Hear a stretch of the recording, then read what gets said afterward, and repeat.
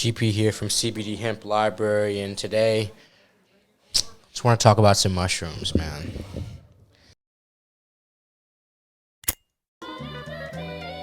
My friends tell me, but friends don't lie, I'm told. All that time. Mushrooms are something that's like, I don't know, still more taboo than like the marijuana category. Of course, there are a lot of people out there who don't like marijuana, who think marijuana is dangerous, who think whatever. But there are even way more people who see the danger in mushrooms. The first time I tried mushrooms, I was probably, I say I was 19 years old the first time I tried mushrooms, and at this point, I had actually taken a class. I had gotten in trouble for marijuana. I got in trouble for marijuana at the first college I was at, and part of kind of the the punishment. Thank you. Was I had to take a class. And in this class, it was a drug course, and they taught us about different drugs and stuff like that, and the dangers of them and stuff like that. And in the class, sorry to shorten up the story, the lady in the class who was very, very anti-marijuana, very, very anti anything but alcohol, plus she was like trying to teach us the safety and the dangers of alcohol. The She taught us that mushrooms were the number one safest drug, quote unquote drug. And I saw that, and I had never known that. I was like, I had never thought about mushrooms as being safe. They were it was rated as safer than weed in the pamphlet she was giving me. So I was like, I guess I gotta try mushrooms. They sound safe. They sound fun. I think she was trying to push me away and make me more scared of doing these things, but she was actually just proving to me that these things were much safer than I had previously thought.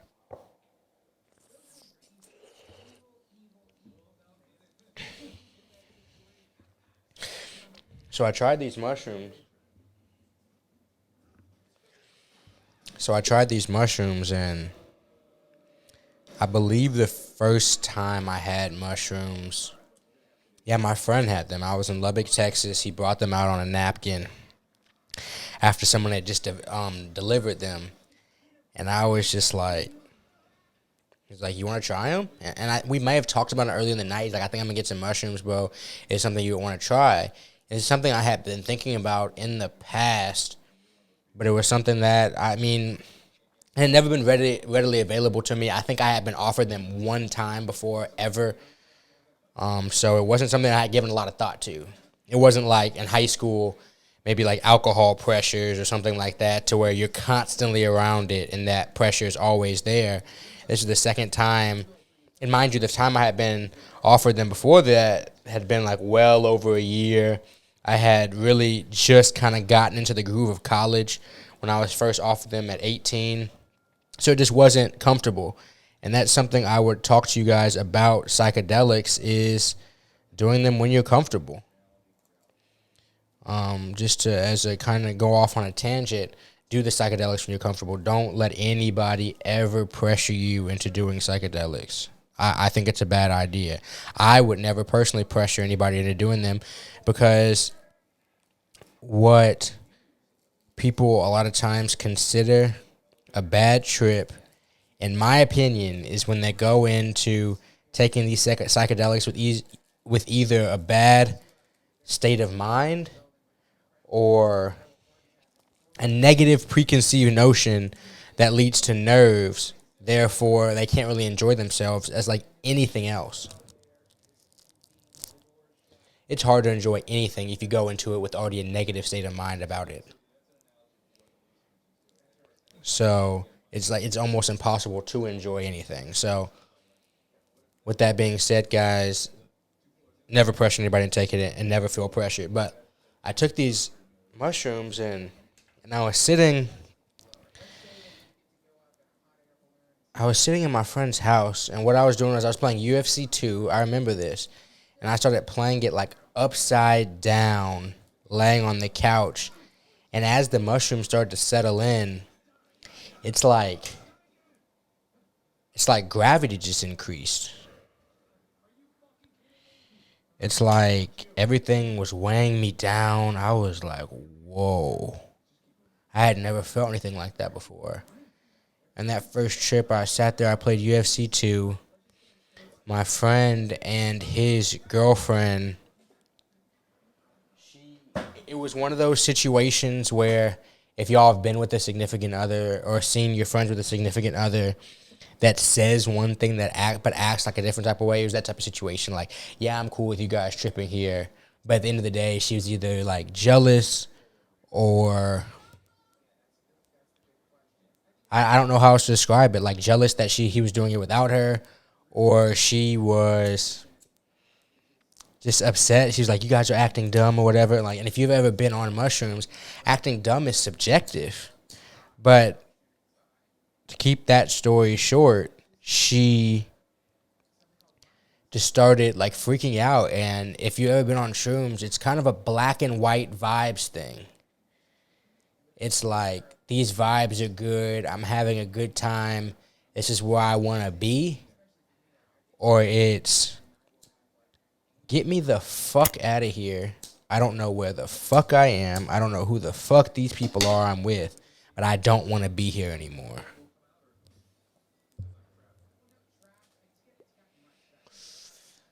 So I was sitting there and I was having a good time. But after a while, the vibe started getting bad. The other kid that we had eaten them with, he had a little bit too much for his personal, like, for him to take it. And so he was starting to kind of trip a little bit more than I had anticipated seeing somebody else trip. And the couple was arguing while one of them was tripping and one of them wasn't. And that's another thing. Be aware of being around people who aren't tripping. Make sure they know what's going to happen. Make sure they know that the night isn't going to be just a normal night. Because it is not good if you're with somebody that's not tripping and they aren't enjoying themselves doing whatever they're doing.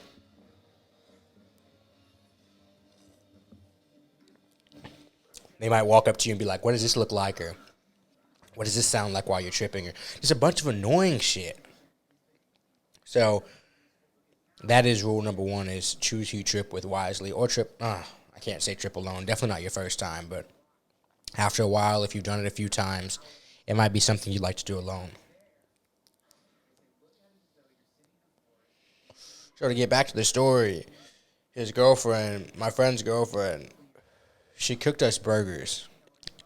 And she made my burger rare, first off. But also, I walked into the kitchen, and the shrooms really settled in at this time. Like, I was really starting to see visuals. I was like, whoa, what the fuck's happening? Like, this is dope. I'm enjoying this. And I walk into the kitchen, and she hands me a plate that she's making the burgers on. And on the plate, on the rim, it's like, you know how plates will have like a border along the outside. And with that border along the outside, it looked like ants. And it looked like ants were beginning to walk around the plate. And then she had other plates like this. So it looked like the plates were connecting. And the ants were crawling up the wall. And me, personally, I've smoked enough and stuff like that to know, like, all right, I'm, whatever intoxicant it is, I'm intoxicated with this. It's not real. Or this is like, it's just temporary. And it was, obviously. But I was looking at it, I was like, whoa. And I'm looking at these ants. I'm standing there. I think she's sitting there waiting to give me the burger, and I'm just sitting there with the plate like, that shit was crazy. And I just remember standing in that kitchen and then going out to the backyard with the burger because we wanted to eat outside. Because in my opinion, the shrooms take you outside. Like, they make you want to be outside.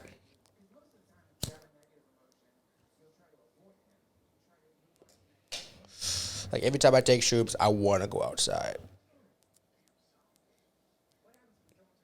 So I'm eating this burger, and this is when I find out she makes the burger rare. I'm not a rare beef eater. I'm a medium well burger. So, like, it's so, I'm looking at it, I'm disgusted because I'm tripping shrooms and this is a rare burger and my appetite already isn't there like crazy. You know what I'm saying? My appetite already wasn't there like crazy. So, um, I'm like, what the fuck is this burger? And then they continue to argue some. I eat half the burger, throw the other half away because I can't eat that shit anymore. And I wasn't that hungry to start with. And I go back in the living room, and then I'm just chilling.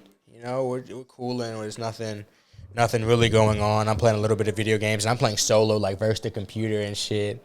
Just like zoned in, like the shrooms will do to you, you know. And there's a little bit too much arguing. One of the friends tripping a little bit too much. I'm like, I'm out of here.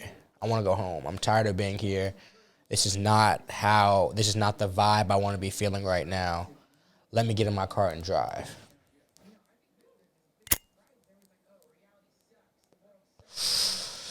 Mind you, we're in Lubbock. If anybody's ever been to Lubbock or any other college town, it's like any other college town where nothing is more than like 6 or 7 minutes away.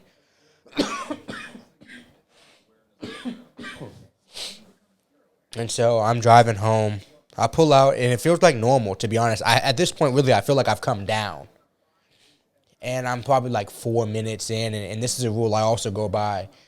Like, you can't consider yourself completely normal at all until like 6 hours, in my opinion. Especially if you're talking about driving or like being in a position to where you feel like a lot of pressure could be built up.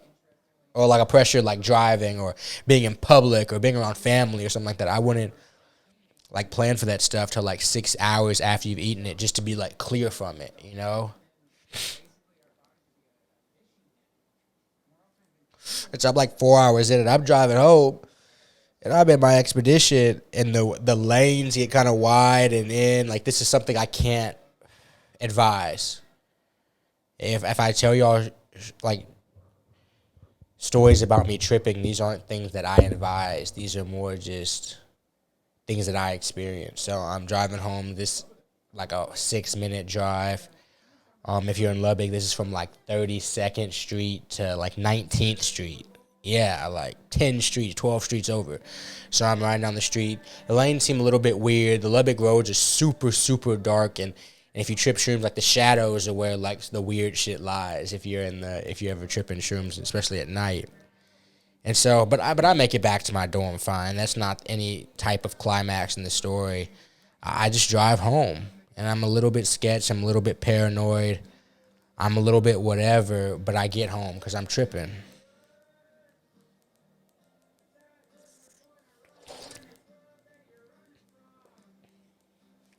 I don't have drinking this smoothie, and I don't have a straw. So I get to my dorm, and I'm like, damn, it's been a long-ass day. Let me go take a shower. So then I'm in communal dorms. So, like, we have our own room and stuff. We have a sink in our room, but the shower is like a communal shower. So I go to the shower, and this was the first night ever I smoked a bowl in the communal shower. I needed it.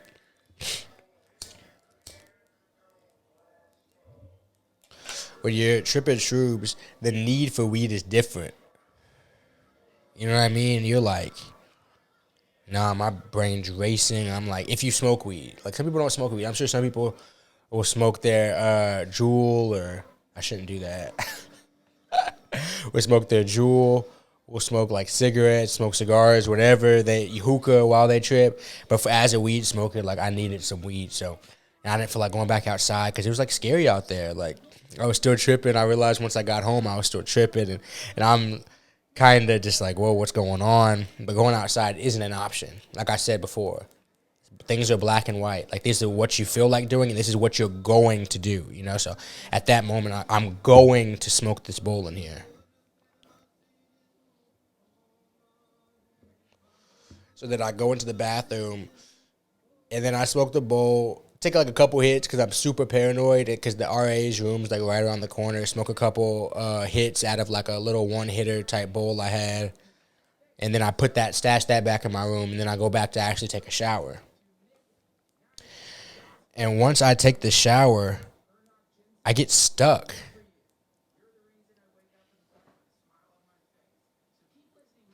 There's like a bench in the shower. And I sit on that bench for what felt like 30 minutes, but was more realistically like 8 to 12. Or like 8 to 12 minutes, and I just sit there zoned. Like this, like. I think my feet are on the bench, so I'm like this. And I'm just sitting there. I'm just baked, tripping still. Thinking about my life as a student. Thinking about who I was and what I was trying to accomplish and do at that time and the goals that I had and the situation. I had kind of just left at my friend's house, but I wasn't really thinking about that because the trip was more about like the here and the now. So it was honestly a life-changing experience.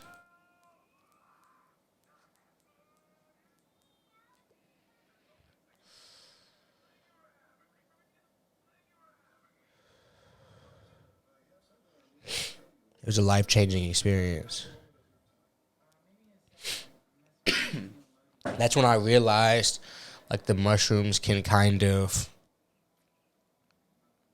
take you into the places of your brain that are, I'm sure, accessible through, like, intense meditation and stuff like that, but mushrooms can do it for you in, like, 45 minutes, hour and a half, get you there. You know what I'm saying? Or years and hundreds of sessions of meditation, which I'm not saying one's better than the other by any means, but I feel like meditation and shrooms still have different places. I feel like if I was a high-level meditator and I got like a lot of meditation sessions, I feel like it could take me to a different place than shrooms, and that doesn't mean a better place, that doesn't mean a worse place, but I think the mushrooms can still unlock a few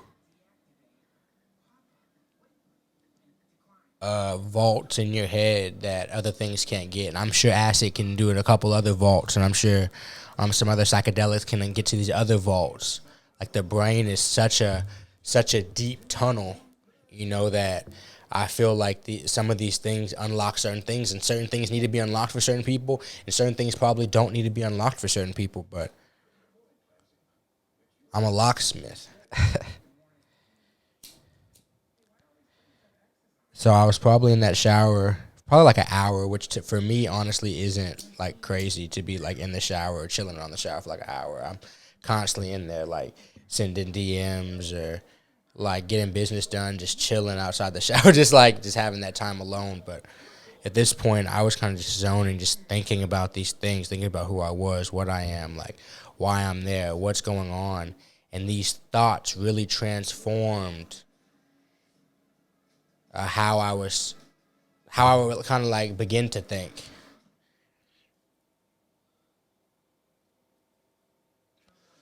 Yeah, how I would begin to think, because I would say like that time period was like the formation of like my modern day thought, if that makes sense. Like what I consider how I currently think probably started then, is a better way of putting it. Yeah, it probably started then. Sorry if I'm looking over here some. I'm watching a little Midnight Gospel. But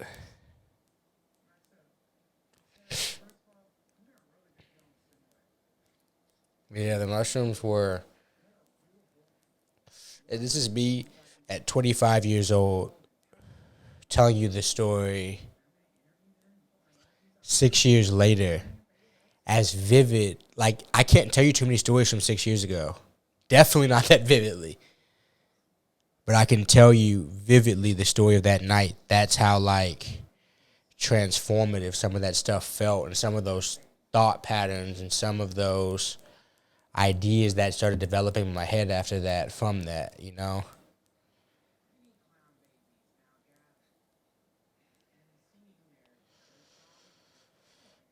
To me, this video is a little bit of a risk, considering that some people think that this is like a taboo subject or whatever, but this is something that I kind of think they should be normalized.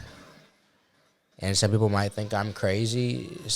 A lot of people think a lot of things in the world should be normalized. I think psychedelics are one of those things. And like in communities, I feel like that I'm around, a lot of times they are. but at the same time, they're not. Because my communities are niche. Like, it's just like my community isn't the broad general temperature of the world. Definitely not.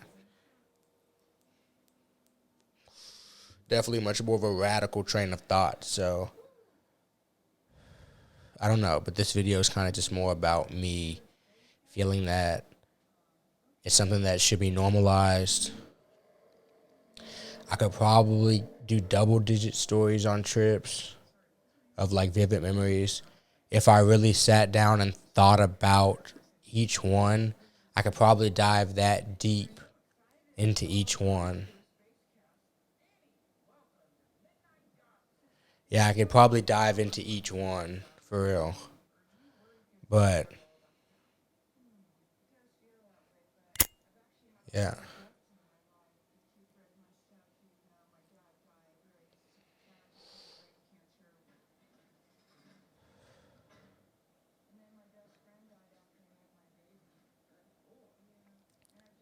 Mushrooms were a transformative experience.